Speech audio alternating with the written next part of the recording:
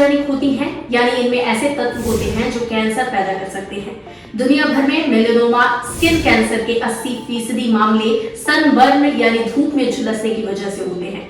हर साल लगभग 15 लाख नए स्किन कैंसर के मामले दर्ज किए जाते हैं और 2040 तक यह संख्या 50% बढ़ने की आशंका है। नमस्कार, मेरा नाम उर्वशी है। आज के इस वीडियो में हम बात करेंगे सनस्क्रीन के बारे में। यह गर्मियों में क्यों जरूरी है, इन सब चेतावनियों के बावजूद सनस्क्रीन को लेकर कभी भी लोगों में काफी भ्रम क्यों रहता है, कैसे और कब इसे लगाना चाहिए, इसकी सही जानकारी बहुत कम लोगों को होती है। सबसे पहले जानते हैं सूरज से त्वचा का बचाव क्यों जरूरी है। कैलिफोर्निया यूनिवर्सिटी के प्रोफेसर रिचर्ड गैलो के मुताबिक सूरज की अल्ट्रावायलेट यानी यूवी किरणें हमारी त्वचा की कोशिकाओं के डीएनए और प्रोटीन्स को नुकसान पहुंचाती हैं।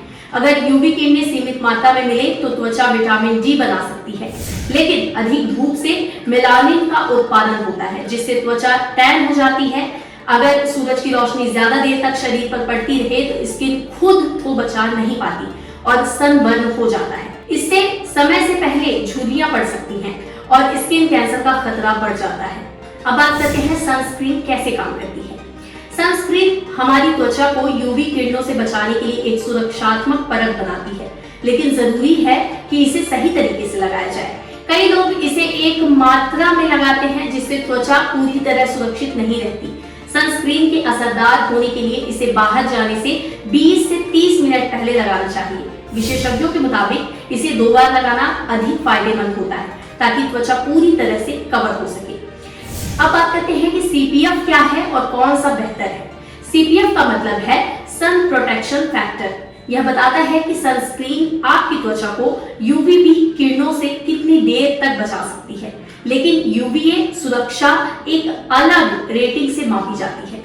सुबह 10 बजे से शाम 4 बजे तक सूरज की किरणें सबसे ज्यादा तेज होती हैं, इसलिए इस समय सनस्क्रीन लगाना और भी जरूरी होता है। अब बात करते हैं कि शीशे से छनकर आने वाली रोशनी से क्या नुकसान हो सकता है।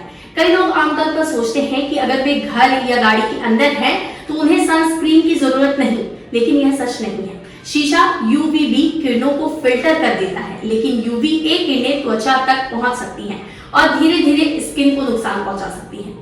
अब बात करते हैं क्या सनस्क्रीन एक्सपायर होती है। तो जी हाँ, सनस्क्रीन भी एक्सपायरी होती है। आमतौर पर इसे खोलने के बाद 3 साल तक इस्तेमाल किया जा सकता है, लेकिन अगर इसकी रंगत या गाढ़ापन बदल जाए तो इसका उपयोग नहीं करना चाहिए। इसे सीधी धूप में रखने से इसकी गुणवत्ता जल्दी खराब हो सकती है। क्या सनस्क्रीन विटामिन डी बनने से रोकती है। सनस्क्रीन लगाने से विटामिन डी के उत्पादन में हल्की कमी आ सकती है, लेकिन यह कोई बड़ी समस्या नहीं है। कई रिसर्च बताते हैं कि यह प्रभाव बहुत मामूली होता है और शरीर को जरूरी मात्रा में विटामिन डी सूरज की हल्की रोशनी से भी मिल सकता है। सवाल यह भी है, क्या सनस्क्रीन में हानिकारक केमिकल होते हैं। कुछ लोग मानते हैं कि सनस्क्रीन में विषैले तत्व होते हैं, लेकिन यह एक मिथक है।